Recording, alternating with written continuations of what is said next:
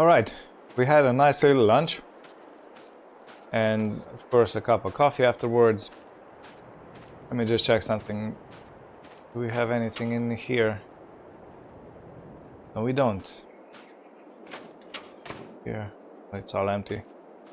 Should we use these garages for something? I don't know. Let us check the weather. So today is going to be sunny in the evening, and tomorrow is 26 degrees and cloudy. Okay, so the perfect day to make hay looks like to be today. To cut the grass, turn it over, and then we can row it up and pick it up, bale it tomorrow morning. Or yeah, tomorrow morning.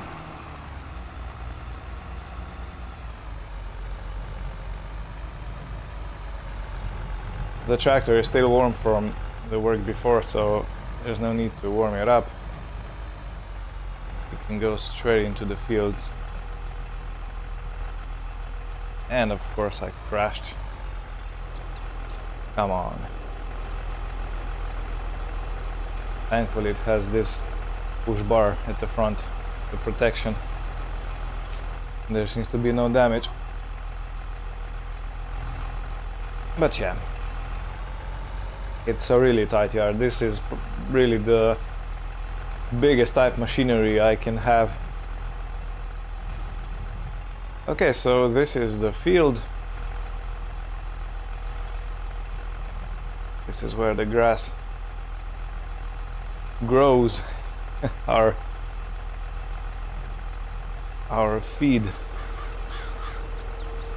I'm not gonna mow over here when the doors are because of the rocks, so we can just leave the gates open. Not the doors, yeah, it's gates. Okay, spin the mower on, unfold the front mower.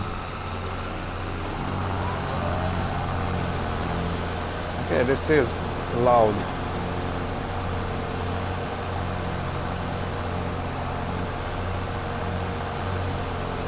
Okay, so we should set the cruise control, I don't know, for 15 feels comfortable. And lower both implements and go.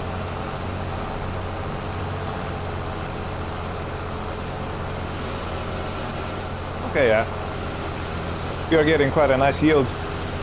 Looks like it could be better, but considering we did nothing with this field, nothing much, yeah, I think it's great.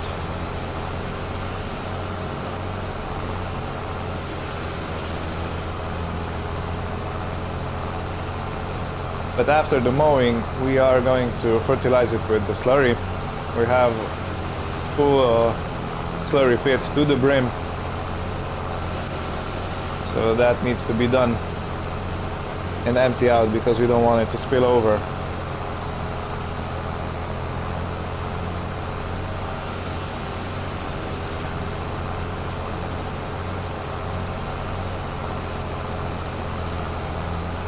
I was speaking with Zach about the field up there at the windmill, and he said that we possibly can buy it or even rent it for the year. But the leasing costs are quite high, and if you have your own land you can always sell it afterwards if you have no need for it anymore. But yeah, he said that I can contact the seller and get the information of the price and how much, how big the field is and everything linked with that.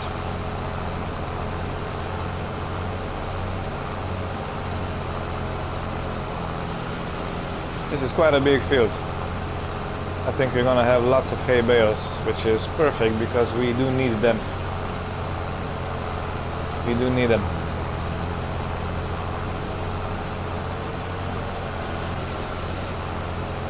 I'm gonna fix these corners later. Because sometimes you get a patch of unmowed grass in between the mowers when you turn around. Some mowers have the option to attach this central mower to the rear mower, so when you go you have them close together, and when you turn around you do not get these unmowed patches.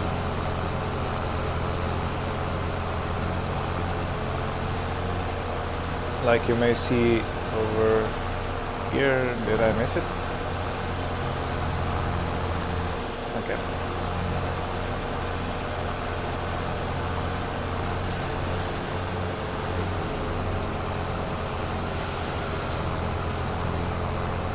Okay, I'm gonna switch to drone footage now. You have seen the process of mowing. This is how it goes, and now it's just me, my tractor, the field, the mowers, and a lot of time before we are done. Okay, just fix this little piece right here. Okay, and this is the perfect time to switch to the drone.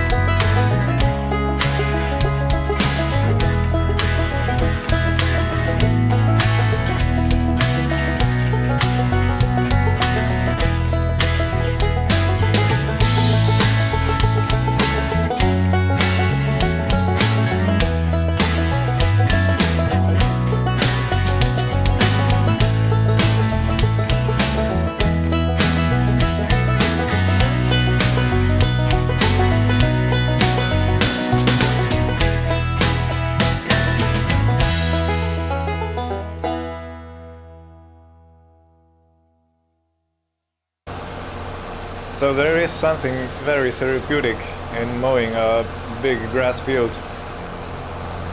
You know, it takes a lot of time, it's just you, the sound of the machine, and I don't know, I like it.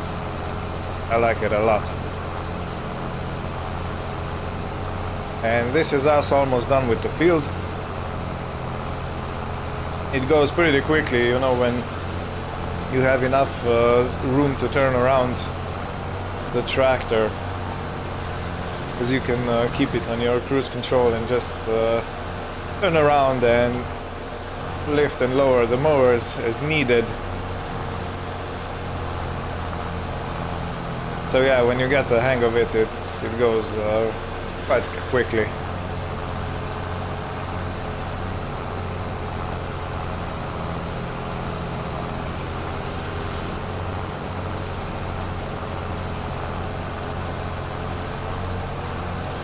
Okay, and one last little piece. I can do it with the front mower only.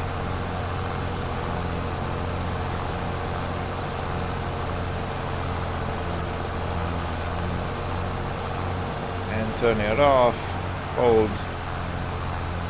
I just have to check something because I did feel the tractor struggling a bit. And I wonder if the knives need to be sharpened.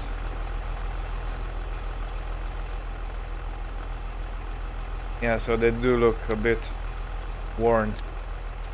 Okay, that means that the cutting is not clean and the tractor struggles a bit.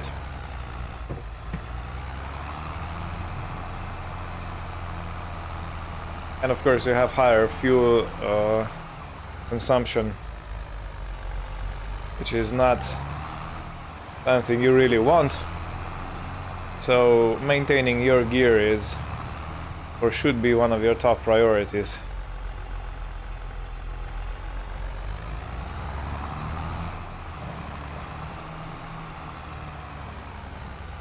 The skies are pretty black, but the forecast shows there's going to be no rain, so we are safe regarding that.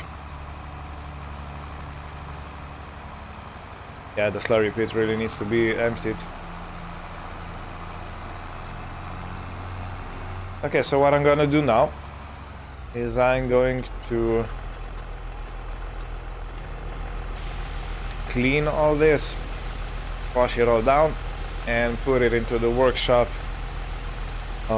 so we can sharpen the knives before the next mowing session.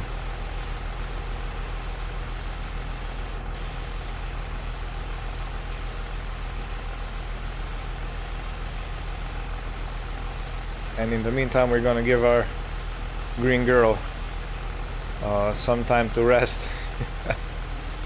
We are using it quite a lot because it's the most powerful tractor we have at the moment and the heaviest one. So all the heavy work and everything like that falls on the John Deere.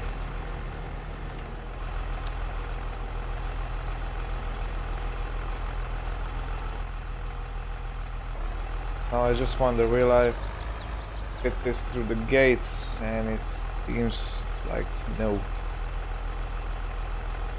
Maybe if you don't fold it, because it is too high up. And to get in, we gotta have to be a little bit creative.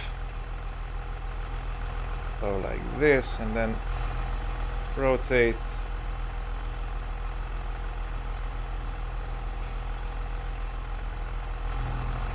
I do not know how I'm gonna get the mower out. So I may be doing myself a big disservice by pulling the mower in. Okay, I can hold it up now. And in we are. Okay.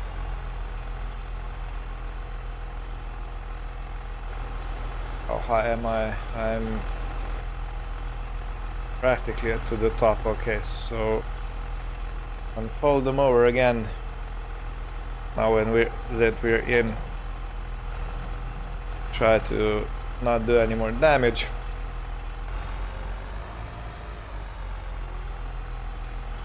And this is where we will leave it at the moment. And now we're gonna get the class tractor because it has a great turning circle. It's small enough, and we need to get the tether. If I can remember where I put it. It's straight ahead. Okay. So let's uncouple this.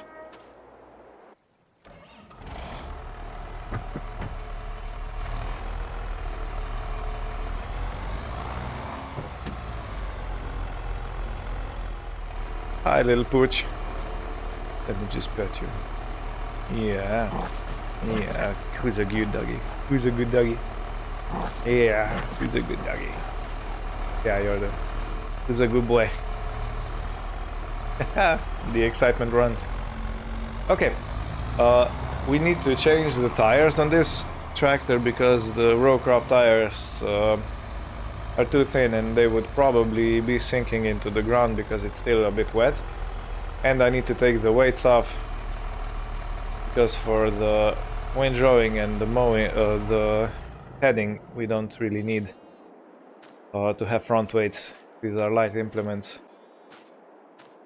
Alright, this was exhausting, changing the tires and taking the weights off, but we have managed to do it. Now let's go hook up the tether.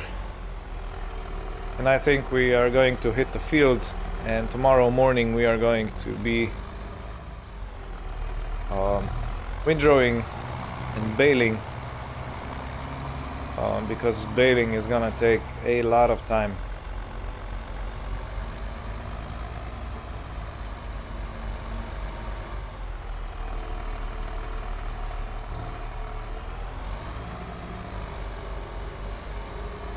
And after we bale everything, we still need to clear the fields, you know, take the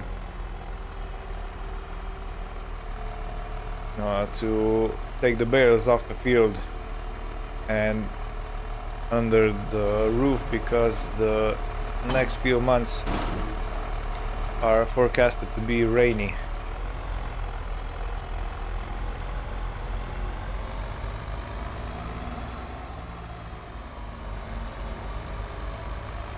I believe this is a quite wide tether, so we may not be in the field for long.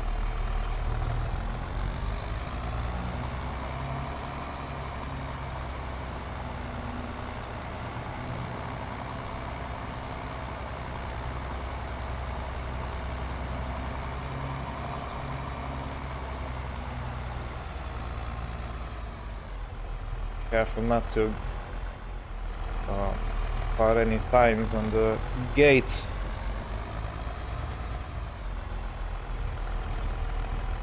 If you're not careful, you can damage your equipment really bad, really quickly. Okay, we're through. This is such a dead patch of our land, we can't really do anything over here. Okay, slowly, slowly.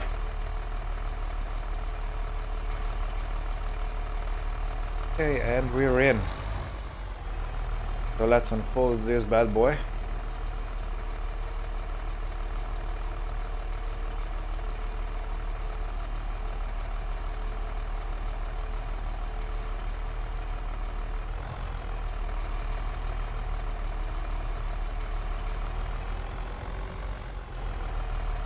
Okay, let's set to 15 kilometers.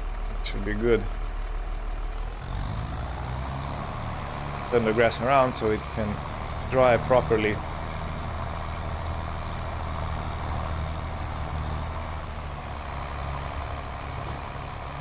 There are some tufts of grass I have missed, obviously.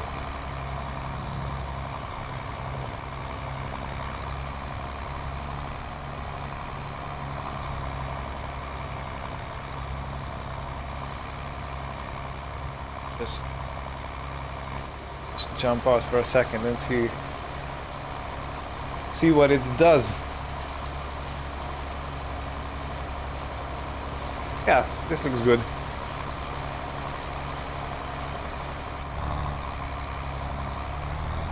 Okay, once again I'm going to the drone footage. You don't need to sit here with me because it's probably gonna take a couple of minutes, 10 minutes, 15 minutes, I don't know, maybe less. But yeah, see you when I'm nearing the end of this heading session.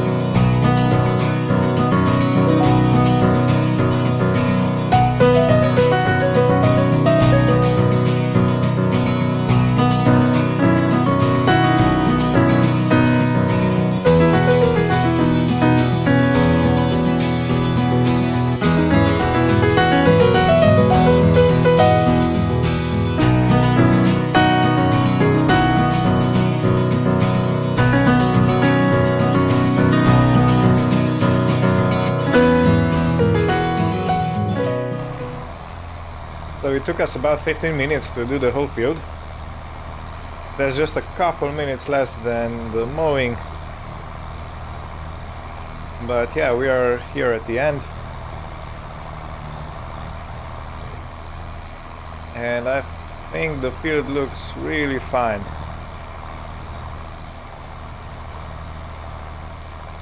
It's such a satisfactory look. and it smells gorgeous, you know, the fresh cut grass that's drying into hay. It's always that.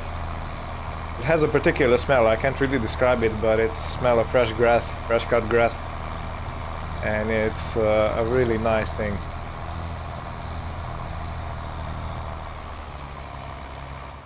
It reminds me of my childhood years, and I was helping the neighbors, or just, you know, spending time when they were doing their field work.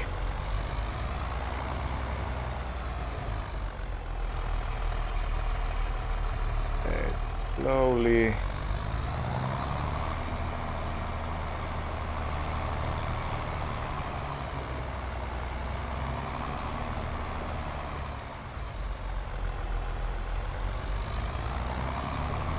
Now we're gonna wash the header and the tractor, and we're gonna put it away. We typically do not wash the machines before the freezing weather, because water can get into joints, and then you have problems. If it freezes, it can damage the seals and whatnot, and then you have major problems. But at the moment it's warm weather, and it's predicted to be twice as hotter tomorrow than it is today, so I think it's gonna be okay to put it a little bit wet in the shed, and then it can dry out in the shed. It is gonna be pretty hot in there, so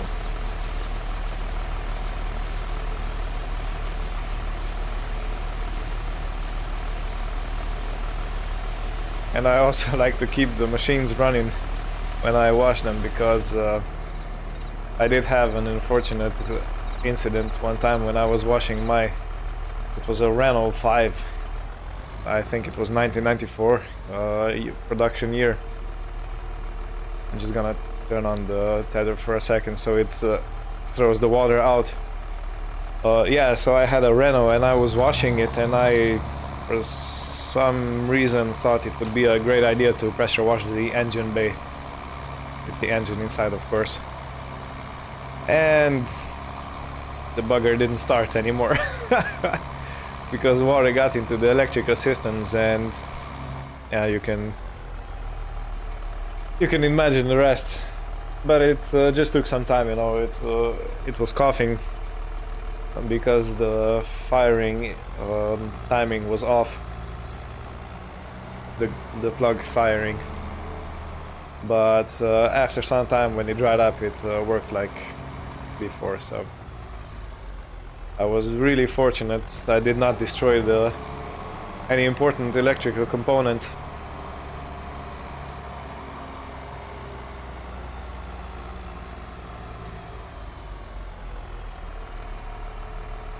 And let's lower it down.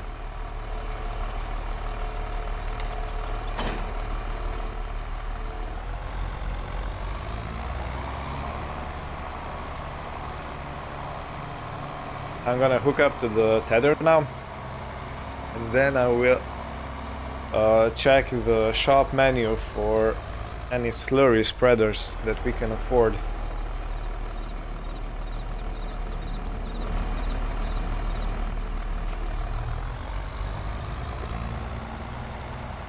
And the tether's resting place is over here. It's conveniently that we put the windrower, not the tether, that we put the windrower behind the mowers, because you always use it after mowing. So, and we always use different tractors for mowing and windrowing, so you can have the mowers attached one tractor. And then give me a second. Okay.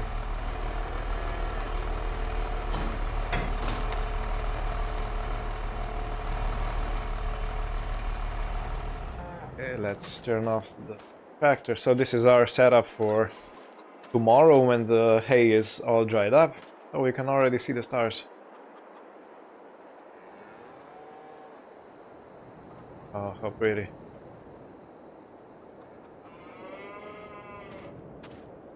Yeah, so this is our consist for tomorrow. But right now I'm gonna check for some slurry spreaders. And I think this is it. It's gonna cost us 18,980. Let's just purchase it.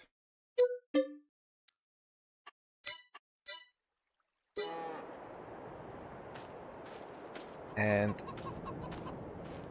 I think I can still pick it up.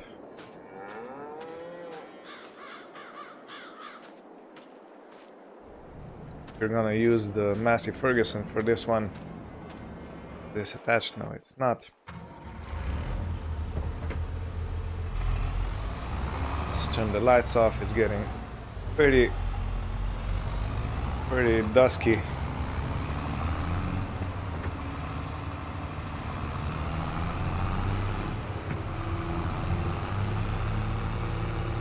It's gonna be a red tractor and a red tanker.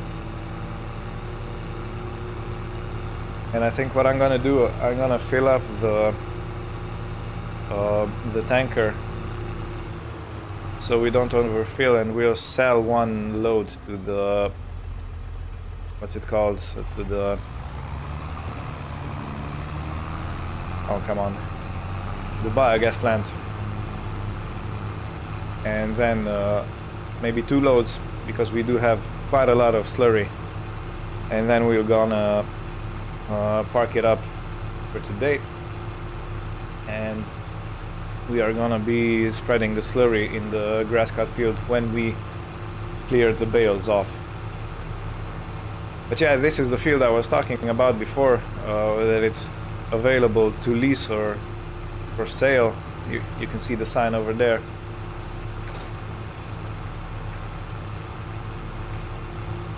So we're gonna check it out and see what the prices are, and then we can make a decision. Will we take it or will we not? Or maybe something smaller if it's out of our price range.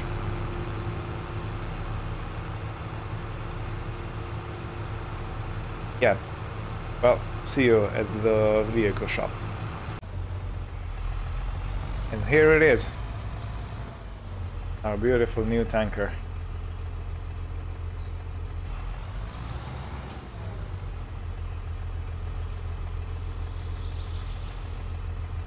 Okay, this should be enough.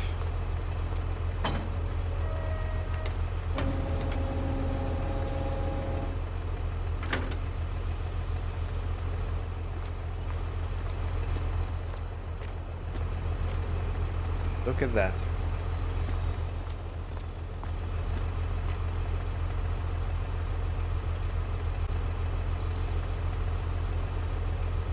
Okay, so we hooked up our new tanker trailer. It is quite a beast. Those huge tires in the back. Awesome.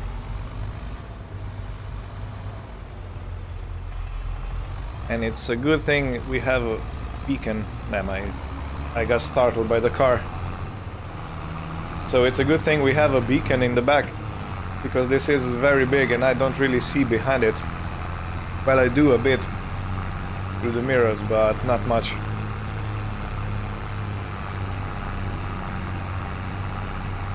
Maybe I can adjust one of the mirrors to look a little bit more down, yeah.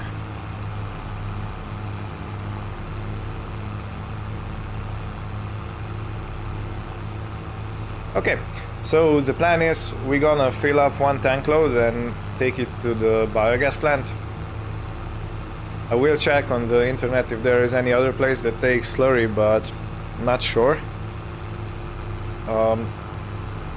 And then maybe we'll take 2 or 3 loads, I don't know, because the cows produce quite a lot of slurry. So if they filled this slurry pit in such a short amount of time, then it's possibly going to overfill very soon, so we need to take care of that, you know. It's a shame because we could put it on our fields, but it's better than to just waste it, is to sell it to one of the biogas plants or something like that. so you just get a little bit of money back.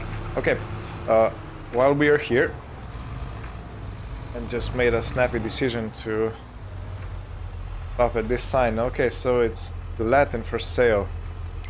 Let me just check for a second. How much do they want? 162 pounds. 1,000 pounds. Yeah, that's a lot. So our grass field is 54. It's quite big. It's comparably the same size. But yeah, no, that's too much money, I think. How about if we lease it? This is the farmland 53. Let me just check the leasing options. The 53 is over here. 2.71 hectares. It's 1,626 per day. Okay, we could manage that. But I need to have a conversation with Zach about it because this is a long-term payment plan, and this lease, I believe, is not the one you can pay off the rest to buy the field, but it's just lease, and when you stop leasing you give the field back and that's it. So maybe, not sure. We are back here at the farm. I'm just gonna connect the hoses. Quick click, and we have 100,000 liters. Let me just check something for a second. So we have our, let me check the specs of this slurry tanker. This one weighs 4.4 tons empty. This is for reference because I don't know. Okay, you can see the weight going up. So it holds 10,456 liters of slurry, and that means it's around 15 tons of weight behind this tractor. I just wonder if it will be capable of pulling it. Okay, right now it doesn't seem to have too much trouble, but I am glad we took the wider tires. So 10,000 liters. Yeah, we will take 2 loads. We had 100,000 in the slurry pit, and it was starting to overflowing, so the overflow.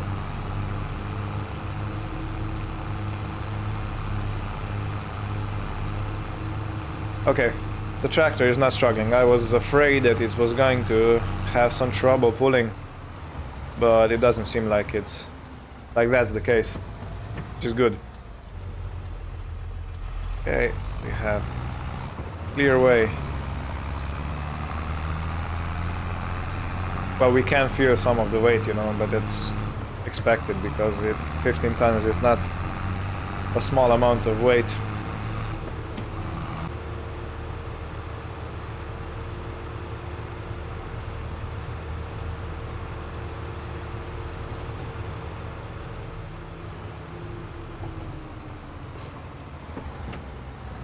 So this is the junction, and we take the first one left. Yeah, over here. This is the biogas plant. I did ring them ahead and they said it's okay to dump the load. Everything gets weighed automatically, so there's no need for anyone to be here. We can just unload it, and they do it through the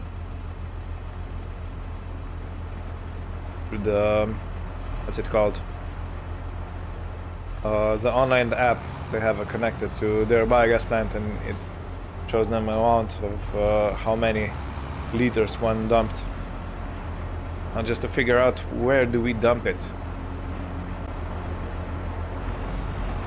It was a bit finicky to unload this because I wasn't sure which hose to connect to where. I am using the slurry spreader first time. But yeah, here we are. The other thing I realized is that the beacon should be on the other side. I have it, you can see in the mirror, it's on the left side and it should be on the right. I mean, it would be better if it was on the right side because it would be more visible to the oncoming traffic. The rear traffic, they see it anyway, but for the oncoming traffic it would be better to have it mounted on the right, so I am going to fix this in the workshop. This shouldn't be too much of a hassle to do. Okay, so one more load, and then they said we're gonna get paid for the amount the next day, because they need to process it and it's late. They don't have anyone on the work at the moment, so the computer logs everything, and then you just leave it to them to calculate and send the money your way the next day. You also get this little receipt that's automatically printed out, and it helps you. It's a proof that you really did transfer all that material over. So if anything goes wrong with the computer system, you have your printed bill or printed proof, which is a cool system, because otherwise you would be limited by the hours you can use their services, and this way you are practically free to do it anytime you can't. You can deliver in the middle of the night, so that's a clever solution, I must say.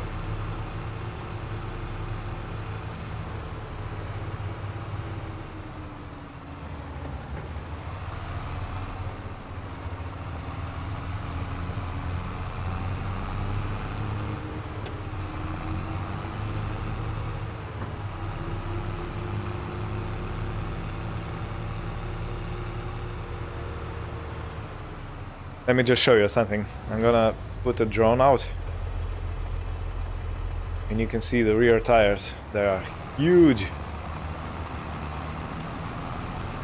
Okay, there's a lot of dust coming out, but the huge rear tires, very wide.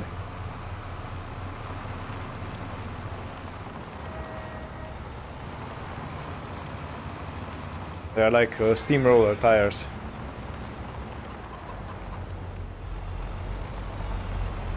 Okay, let's fill the tanker again. Another cool feature is the pipe that it's vertical over there is transparent, so you can see exactly how much slurry you still have left in the tanker. This is where I'm going to leave you for this episode. I'm gonna take this load to sell, and I want to thank you again for watching. I hope everything is well with you, and wish everything good in the future, and see you next time. Bye bye.